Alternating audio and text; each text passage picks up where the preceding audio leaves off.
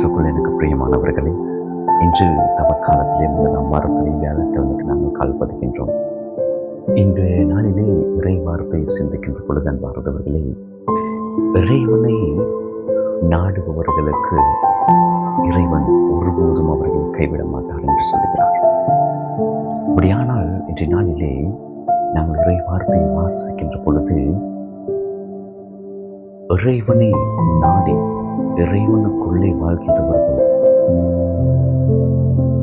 இறைவன் அவர்களை நிறைவாக ஆசீர்வதிக்கின்றார்.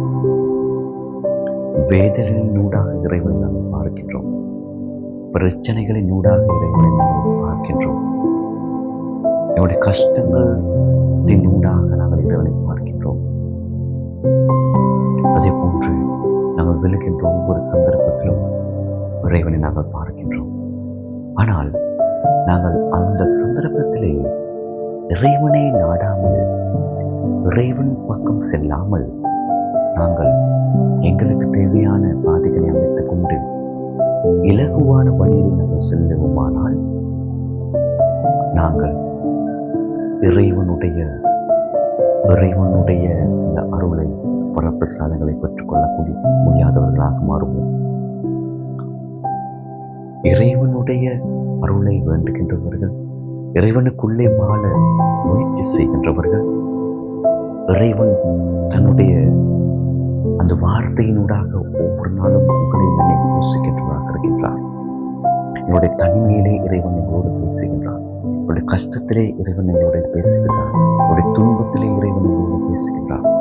அப்படியானால் நாங்கள் இறைவனை நாடாமல், இறைவனுடைய அருளை பெறாமல் நாங்கள் வாழ்கின்ற பொழுது ஏனோ தானோ ஒவ்வொரு நாளும் துன்பத்திலும் கஷ்டத்திலும் வாழ்கின்றவர்களாக இருக்கின்றோம்.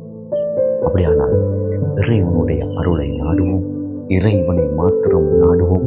அப்பொழுது உங்களுடைய வாழ்க்கையும் என்னுடைய வாழ்க்கையும் சிறப்புடையதாக, மிகவும் எங்களுக்கு அவசியமான அத்தியாவசியமான விடயங்களை, காரணங்களை, கருத்துக்களை, தேவைகளை இறைவன் பூர்த்தி செய்யக்கூடியவராக இருக்கின்றார். அந்த விசுவாசத்தில் வாழ்வதற்கு அவரிடத்திலே வரம் என்று கொண்டாடுவோம். உங்கள் அனைவருக்கும் இறைவனுடைய அருளை பிரார்த்திக்கின்றேன்.